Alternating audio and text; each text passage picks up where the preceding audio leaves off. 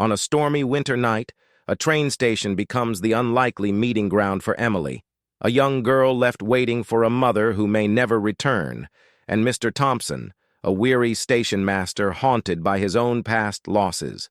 As secrets unfold and danger looms outside, they must navigate trust, hope, and sacrifice to find safety. But when a mysterious stranger arrives, holding the truth behind Emily's suffering, everything changes. Will they find the strength to face what's hidden in the dark? And can the bonds formed in one desperate night heal years of hurt?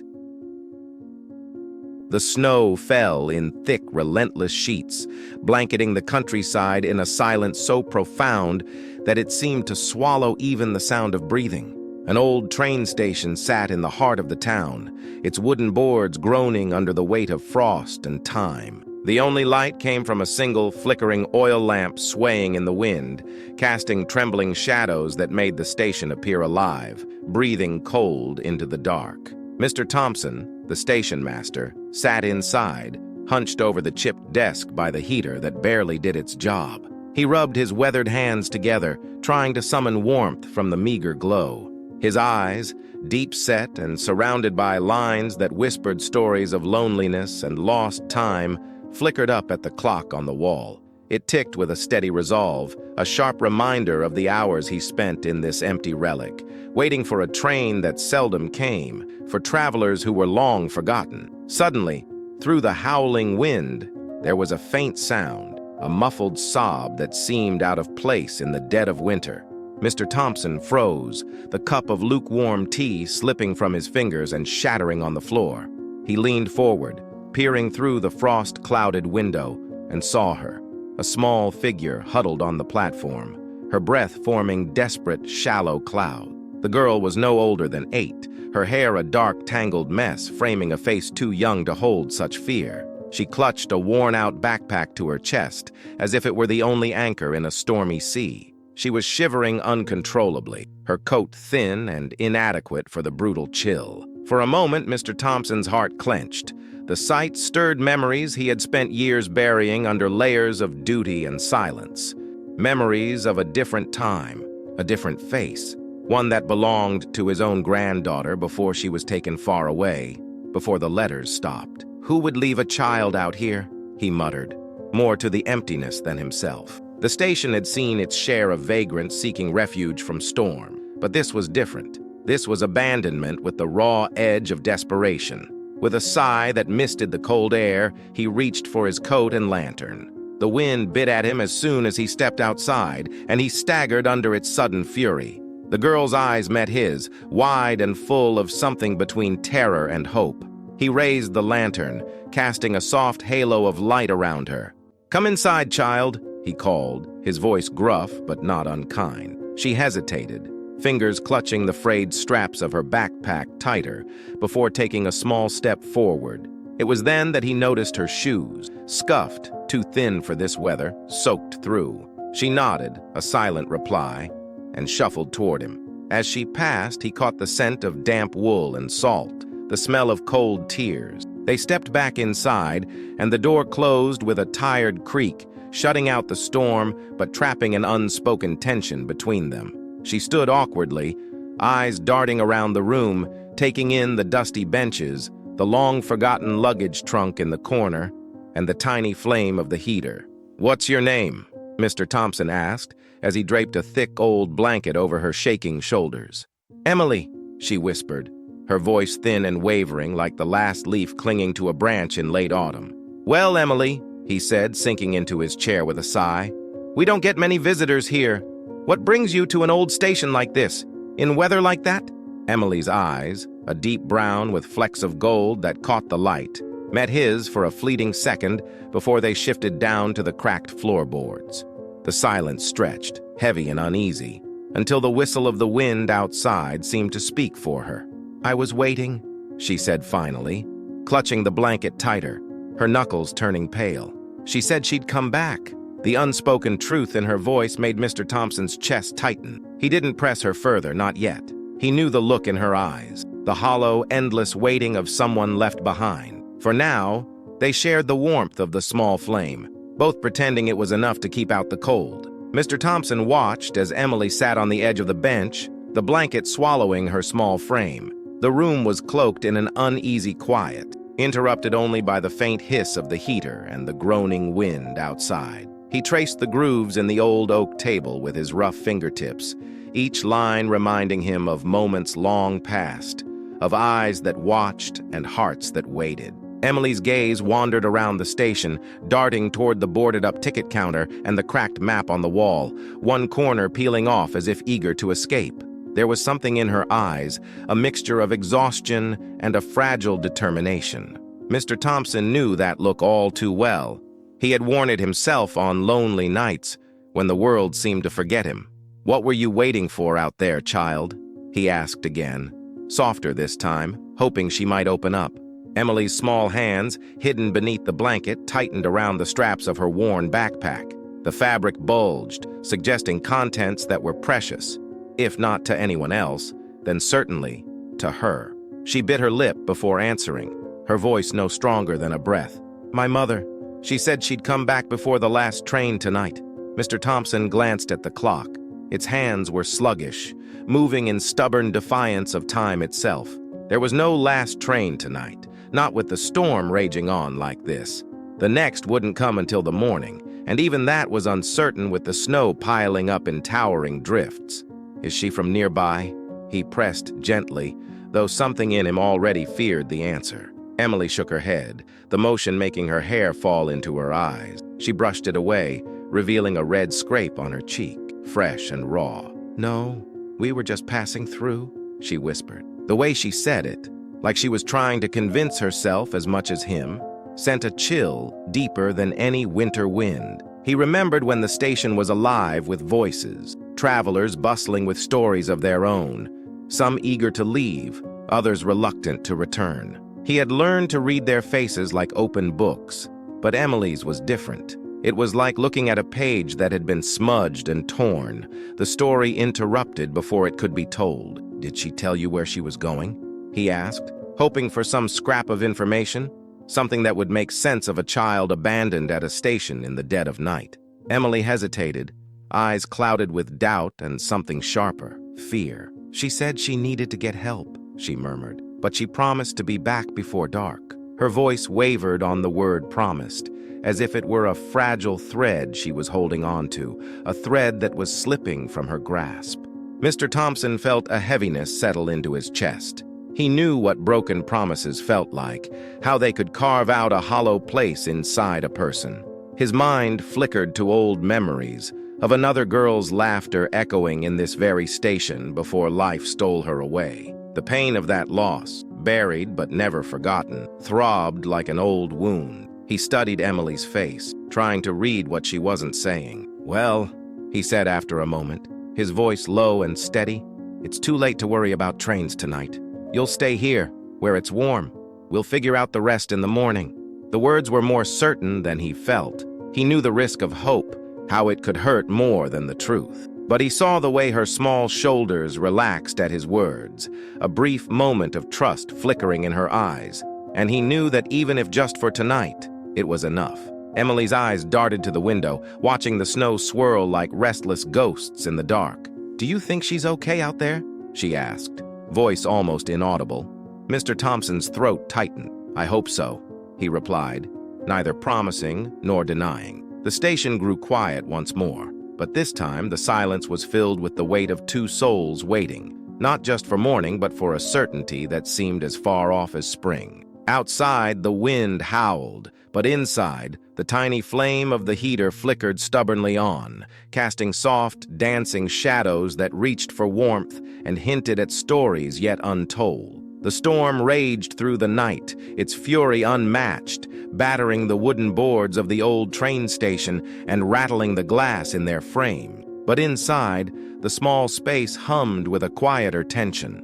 Emily sat cross-legged on the bench, the blanket wrapped around her like a fragile cocoon. Mr. Thompson busied himself, not out of need, but to ease the gnawing restlessness that had settled in his chest. He wiped down the counter with a rag, the motions automatic, as his mind traced back over Emily's words. They shared few words over the next hour, each one stolen by the weary crackle of the fire. Mr. Thompson occasionally glanced at Emily, who had pulled a small, battered notebook from her backpack. She flipped through its pages with a solemn reverence, her fingers brushing over drawings and scribbled notes. He caught glimpses of rough sketches, a stick figure of a woman with long hair, a train chugging beneath a hastily drawn sun. The drawings were simple, but they spoke of a child's hope and the promise of return. "What's in your book?" he finally asked, leaning against the counter, his voice low enough not to startle her. Emily looked up, eyes wide as if pulled from a dream. She hesitated, then turned the notebook so he could see. Her small hands held it tight, knuckles white. "It's things I remember, things Mom and I used to talk about," she said softly. Her gaze dropped, following the lines of her memories on paper. "She said if we kept remembering it would make things better." Mr. Thompson nodded slowly, the ache in his chest deepening. He remembered when his own daughter used to draw pictures of trains, her small hand gripping a pencil with determination. How she would laugh and shout, "One day I'll drive the biggest train of them all, Grandpa." The memory washed over him, leaving behind an emptiness that felt like an old friend. "Did she tell you where you were going?" he asked, not expecting an answer but hoping for one anyway.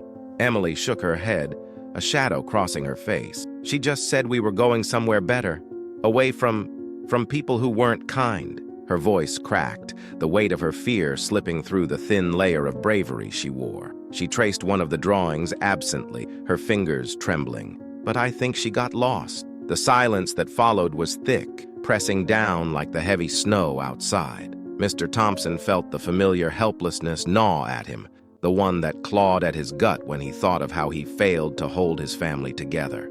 But tonight, as he looked at Emily, he realized he couldn't afford to be helpless. With a deep breath, he crossed the room and stoked the fire, its warmth flaring and casting brighter light across the room. The movement stirred Emily, who set the notebook down and stood up, wandering to the window. She pressed her face to the cold glass, searching the dark, snow-choked path beyond. "Sometimes it helps to talk," Mr. Thompson said, his voice gruff but gentle. "Not everyone listens, but it helps to know someone's there." Emily turned to him, her expression caught between disbelief and hope. "Is that why you talk to the fire?" she asked, a small smile lifting the corners of her lips. The question caught him off guard, and a chuckle escaped him before he could stop it. It was a sound he hadn't made in years. "I suppose so," he admitted, eyes twinkling for the briefest moment. "And maybe because it's the only thing that answers back." The small joke seemed to break the tension, and Emily's smile grew, lighting up her face in a way that made her look younger, less burdened. For a moment, Mr. Thompson saw not just a lonely child, but a spark of resilience, something he thought the world had stolen from him long ago.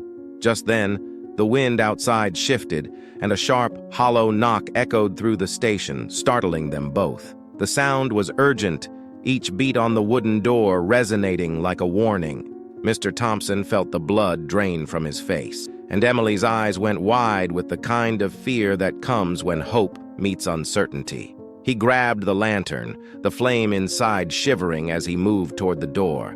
He shot Emily a look as if to say, "Stay there," but she stepped closer, her small body drawn to the unknown like a moth to light. He cracked open the door, and the wind snatched it from his hands, yanking it wide. Snow gusted in, biting at his face, but through the white swirl stood a man, tall and gaunt, his face shadowed by the brim of a wide hat. He looked as though he had been traveling for days, his coat torn and eyes hollow but blazing with urgency. "Is there a girl here?" the man rasped, his voice carrying a desperation that set Mr. Thompson's nerves on edge. He shot a glance back at Emily, whose eyes had gone wide with recognition and something darker, fear. Before Mr. Thompson could answer, the man stepped into the station, bringing with him a gust of cold and a tension so palpable it made the walls seem to close in. The man's entrance shifted the atmosphere of the station, turning the quiet warmth into something tense and sharp-edged. Snow clung to his coat, melting in ragged patches and dripping onto the wooden floor. His eyes, dark and restless, darted between Mr. Thompson and Emily. lingering on the girl as if he were confirming something that had haunted him through sleepless nights. Emily took a step back, her fingers clutching the edge of the blanket like a shield. The silent fear in her wide eyes spoke volume, and Mr. Thompson's heart hammered in his chest. He placed himself between her and the stranger, instinct overriding reason. "Who are you? And what do you want here?" Mr. Thompson demanded, the old iron in his voice resurfacing.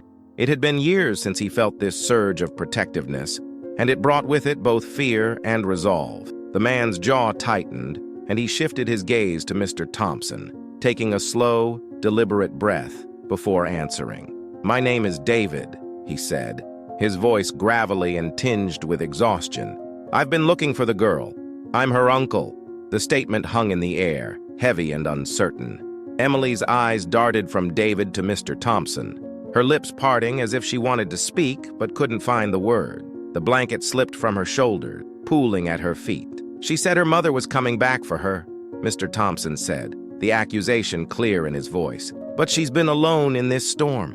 David's face tightened with a flash of regret that was quickly swallowed by urgency. He stepped closer, hands raised, palms outward, in a gesture of peace. "I know, and I'm sorry. I came as soon as I heard. Emily's mother, my sister, isn't well. She was trying to find a way to make a better life for them both. I was supposed to meet them here, but things went wrong." Mr. Thompson glanced back at Emily, who stood motionless, eyes fixed on the man. There was something in her gaze that spoke not just of fear, but of recognition and confusion, like a puzzle missing its final piece. "Emily," David said, his voice cracking, softer now, reaching out across the space between them. "I promised her I'd find you. I know I'm late, but I'm here now. Please, it's not safe out here for you alone." A shiver passed through Emily, and for a moment, she looked as though she might run, like a bird startled by a sudden movement. Mr. Thompson stepped forward, resting a steadying hand on her shoulder. She flinched but didn't pull away, the warmth of his touch anchoring her to the present. "Is that true, Emily?" Mr. Thompson asked gently, trying to read the turmoil in her eyes. The silence that followed was so deep that even the wind outside seemed to hold its breath. She nodded slowly, tears welling up and spilling down her cheeks. "Mom said he'd come," she whispered, voice trembling. "But she didn't wait for him. She said she couldn't." David's expression collapsed into grief, his eyes glassy as he took in her words. He dropped to one knee, the snow that clung to his boots melting into small puddles at his feet. "I'm so sorry, Emily," he said, the roughness of his voice breaking like ice. "I should have been faster. I should have kept my promise."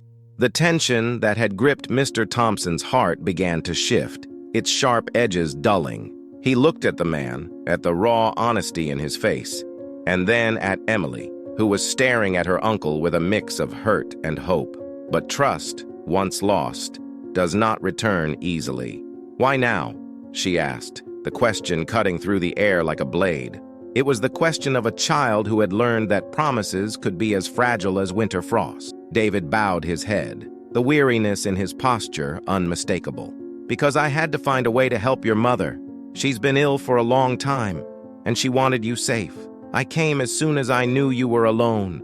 He looked up at her, eyes filled with guilt and a determination that hadn't been there before. "I won't let you be alone again." Mr. Thompson felt a tightness in his throat. The old station, with its peeling paint and stories carved into its walls, had borne witness to so much loss and so many lonely nights.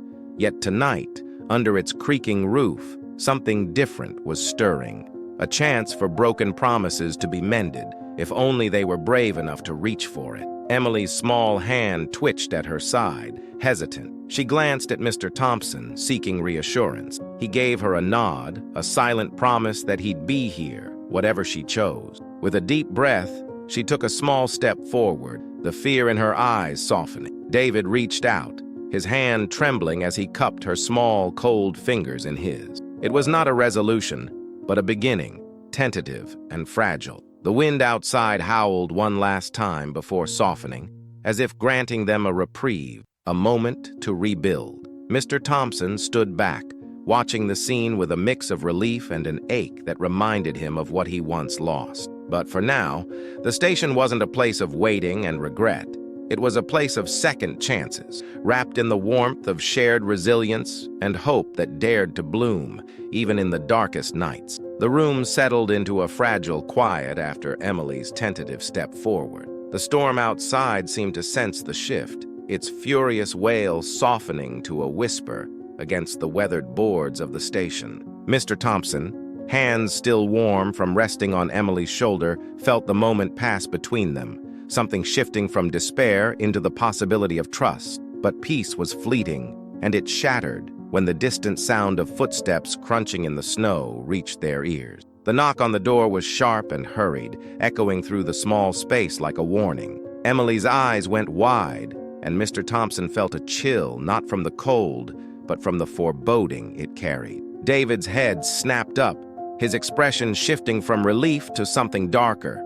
Before anyone could react, the door swung open, and a woman stumbled in, wrapped in a thick coat dusted with snow. Her hair, dark and tangled, spilled over her shoulders, and her eyes, sharp and frantic, searched the room until they landed on Emily. "Mom!" Emily gasped, her voice breaking as she ran forward, crashing into the woman's arms. The blanket fell from her shoulders, forgotten on the floor. The woman's face crumpled as she clutched Emily, fingers digging into her daughter's back as though afraid to let go. "I'm here, baby. I'm here," she whispered, tears streaking down her cheeks. The desperation in her voice matched the feverish look in her eyes.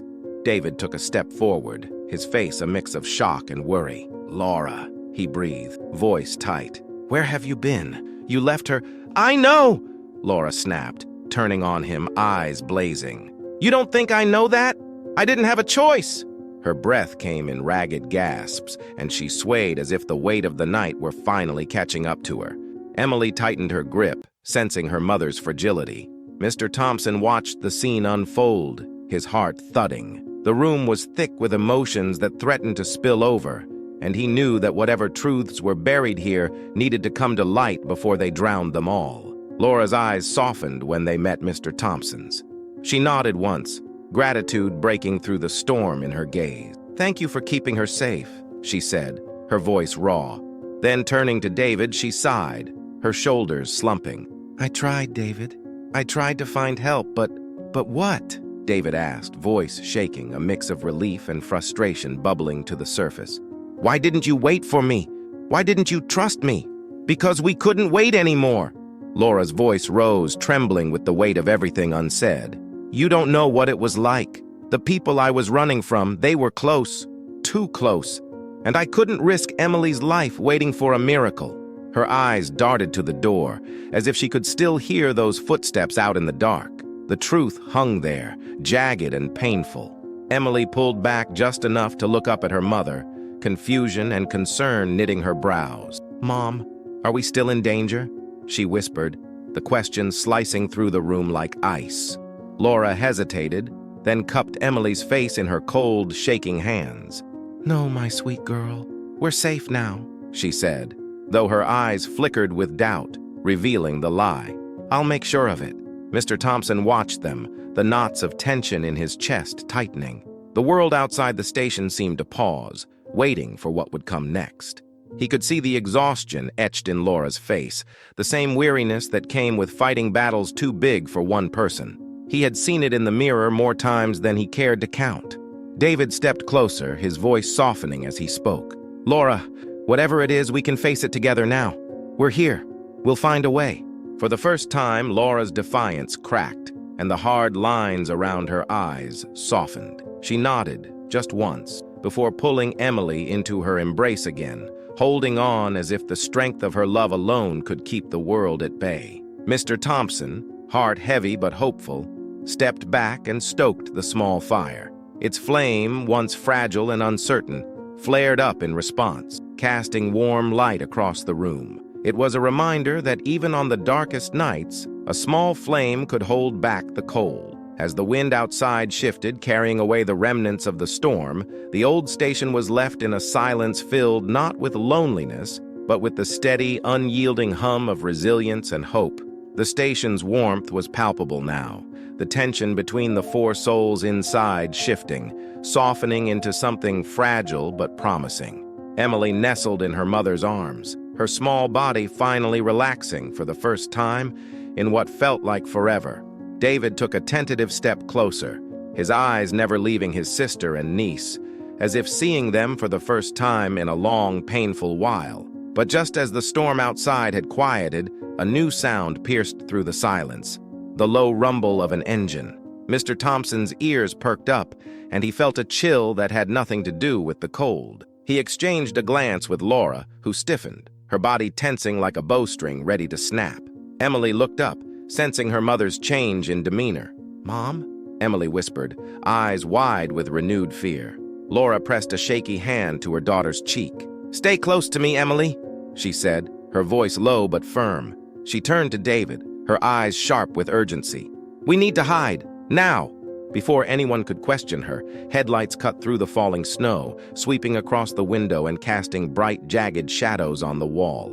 The rumble grew louder, closer, until the beams of light settled just outside the station, blinding and menacing. Mr. Thompson felt his heart pound against his ribs. The station, which had been a sanctuary moments before, now felt like a trap. He moved to the door, peering through the thin crack between the boards. A dark car sat idling just beyond the reach of the light, its engine humming like a predator. David's face hardened, his jaw clenched. "Who is it, Laura?" he asked, his voice edged with both fear and fury. "It's them," Laura whispered, voice quivering with a mix of exhaustion and dread. "The ones I was running from. I didn't think they'd find us here." Without waiting for more explanation, Mr. Thompson turned to the room, eyes sweeping for any place they could conceal themselves. The old supply closet at the far end of the station was barely big enough to fit two, but it would have to do.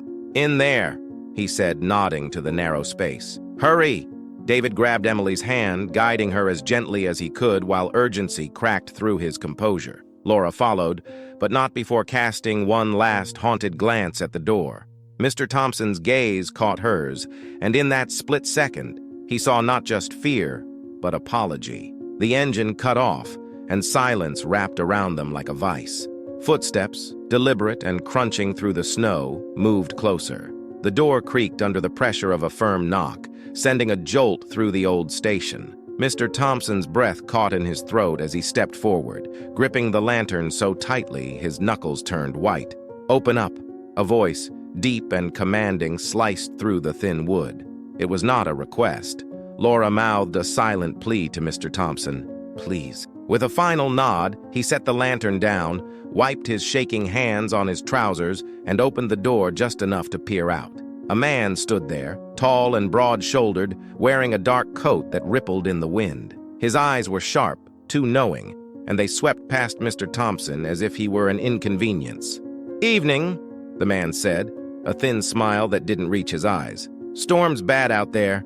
Mind if we come in and get warm?"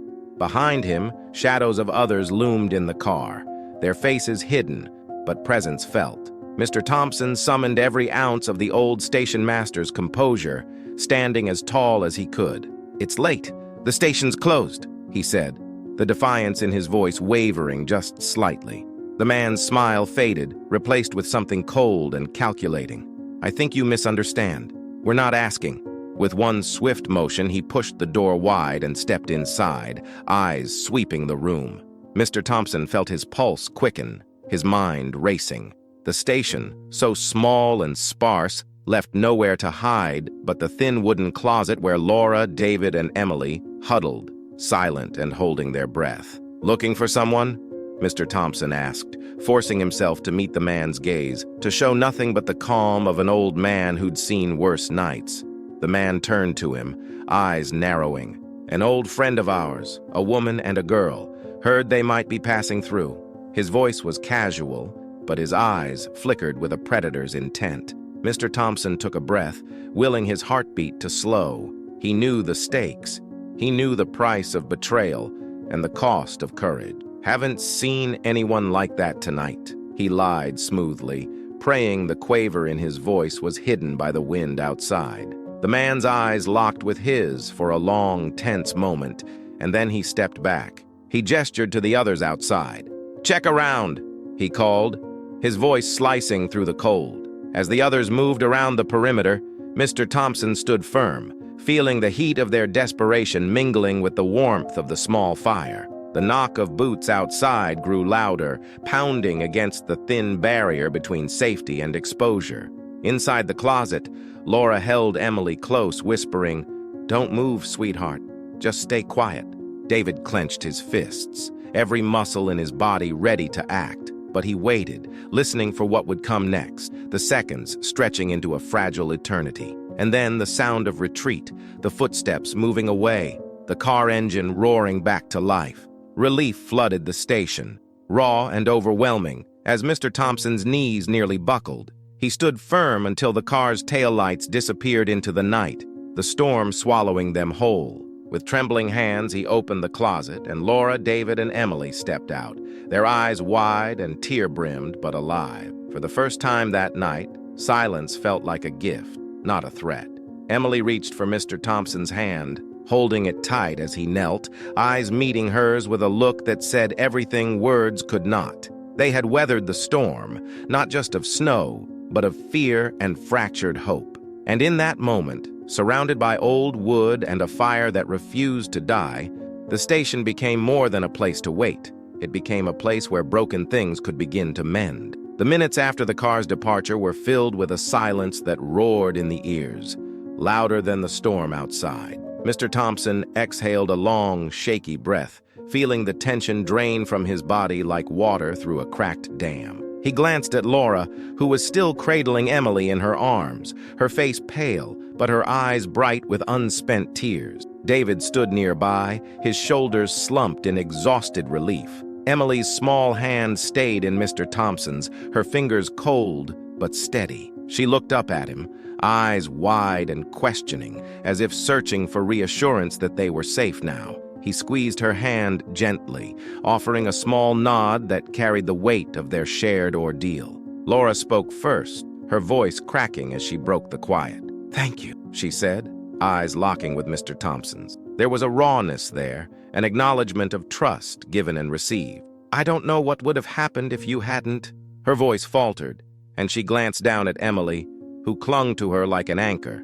Mr. Thompson waved a dismissive hand, though his eyes glistened with the emotions that bubbled beneath his stern exterior. "No need for thanks," he muttered, throat tight, "just glad we're all still standing." The wind outside had softened to a whisper, the storm losing its bite as the first hints of dawn painted the horizon with muted grays and soft blues. The station seemed to breathe easier, its old boards creaking with a relief that mirrored their own. David stepped forward, his eyes rimmed red but determined. "Laura, it's over now.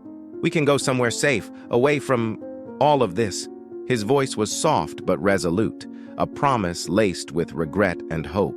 Laura met his gaze, her expression a mixture of disbelief and longing. She nodded slowly, as if accepting that hope was something she could reach for again. Emily turned in her mother's arms to face her uncle, a small, tired smile playing at her lips. "Can we go home now?" she asked, her voice no longer trembling but laced with the simplicity of a child's wish. "Yes, sweetheart," Laura said, her voice cracking as she brushed a stray lock of hair from Emily's face. "We can finally go home." Mr. Thompson watched them, a warmth spreading in his chest that he hadn't felt in years. It was the warmth of belonging, of knowing that even in the smallest acts, lives could change. The station, which had once been only a way station for lonely souls and missed opportunities, now held the weight of something more profound, second chances, and the quiet, unyielding bond of trust. "Where will you go?" he asked, the question directed at David but lingering on Laura. David exchanged a look with his sister. "Somewhere far enough to start again," he said, his voice carrying the edge of determination that promised not just escape, but rebuilding. "But not too far to keep in touch," he added, glancing at Mr. Thompson with a half-smile that spoke volume. Mr. Thompson nodded, a subtle smile tugging at his lips. He wasn't sure if they would keep in touch, or if this night would fade into memory, but he found he didn't mind. What mattered was that Emily was safe, that hope had found a way into their small, snow-covered world. Emily reached out and hugged Mr. Thompson with all the fierceness her small frame could muster.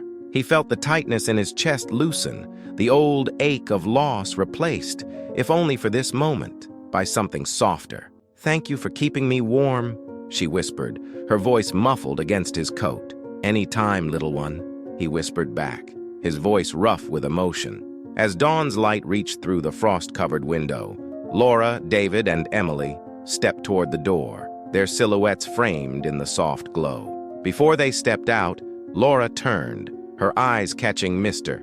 Thompson's one last time. There was gratitude there, yes, but also a promise that they would take with them the strength born in this room. The door opened and the morning air rushed in, cool but no longer biting. They stepped outside, their footprints carving a path in the snow that led away from the station and toward a future that was finally within reach. Mr. Thompson stood alone, the fire's glow casting long shadows across the walls. But the room didn't feel as empty as it once had. He looked out the window, watching as their figures became smaller, swallowed by the pale dawn. For the first time in years, he felt the stirrings of hope not just for them, but for himself as well. The station creaked and sighed, and Mr. Thompson sat back in his chair, the morning light warming the wooden boards. The echoes of a long night lingered, but they carried with them the promise that even in the coldest winters, warmth could be found and hearts could heal. The pale morning light seeped through the frosted glass, painting soft patterns on the walls of the station. Mr. Thompson sat quietly, letting the stillness settle around him like an old, familiar coat. He could hear the soft crackle of the dwindling fire and the slow, rhythmic ticking of the clock on the wall. But the silence was no longer the same. It was no longer an echo of loneliness. It held the warmth of voices, the imprint of laughter and fear shared, and the fragile hope that lingered in the air like the last breath of a song. Outside, the snow glistened, untouched and serene, reflecting the dawning sun. The footprints Laura, David, and Emily left behind were still visible, a path carved through the white that led to the edge of the horizon. Mr. Thompson's eyes followed them as far as he could see, a soft smile tugging at the corners of his lips. For a moment, the station felt alive, as if the old wood and iron had soaked in the pulse of that night and would keep it warm long after the memories faded. The morning shift was still hours away, and the station sat in its solitude. But this solitude felt different, filled not with the weight of waiting, but with a quiet sense of fulfillment. Mr. Thompson stood up, joints creaking in protest, and moved to the window. He rubbed a spot clean of frost with his sleeve and peered out. The sky was clear now, brushed with strokes of lavender and pale gold, as if the storm had never been. Suddenly, his eyes caught movement. A small figure stood at the end of the path, bundled in a coat too big for her, dark hair catching the light. Emily. She had turned back, running a few steps toward the station while Laura and David waited, watching with puzzled smiles. Emily raised her arm, waving with the unbridled enthusiasm of a child who'd found safety in the unlikeliest place. Mr. Thompson's heart, so long closed off, fluttered in his chest like the wings of a bird newly freed. He raised his hand in response, the motion stiff but genuine, and a warmth spread through him that had nothing to do with the fire behind him. "Goodbye," he murmured, more to himself than to the girl now skipping back to her family. Laura turned, met his eyes from afar, and nodded once, a silent vow of gratitude, a promise that their paths had crossed not by accident, but by necessity. The three figures moved on, their footprints the only testament to what had passed within those four walls. Mr. Thompson turned back to the room, the small fire crackling as if echoing his heartbeat. He sat once more in his chair, the wood creaking in protest as he settled in, eyes on the brightening horizon. The weight in his chest felt lighter, no longer an anchor pulling him down, but a gentle reminder of what was worth holding on to. The moments that bridged loneliness with connection, the simple, profound kindness that could change everything. The train station sighed in the wind, its old timbers creaking in the morning light, but for the first time in years, it didn't feel empty. It felt ready for more stories, more whispered promises, more echoes of hope. Outside, the snow shone like a canvas waiting for new stories to be written upon it, and inside, Mr. Thompson let the warmth of that thought carry him into the day. The station stood firm, an enduring witness to the resilience that glimmered even in the hardest winters, reminding all who passed through that even the smallest places, on the coldest nights, could become havens of hope and heart. If you enjoyed this story, don't forget to subscribe to HeroKind Stories for more tales of resilience, kindness, and hope.